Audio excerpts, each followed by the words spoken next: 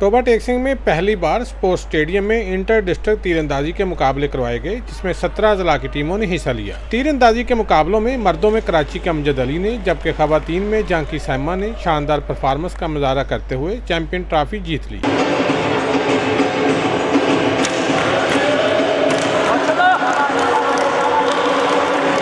मुकाबलों में अव्वल दोम सोम आने वाले खिलाड़ियों में डीसी इरफान नवाज मेमन और district sports officer Ataur Rahman ने ट्रॉफियों और इनामात तकसीम की। मुकाबलों के इख्तिताम पर जीतने वाले खिलाड़ियों ने बेहतरीन टूर्नामेंट मुनक्कद करवाने पर मुकामी इंतजामिया का शुक्रिया अदा किया। कैमरामैन रशीद अंजम के साथ सुल्तान महमूद, टोबा टेक सिंह।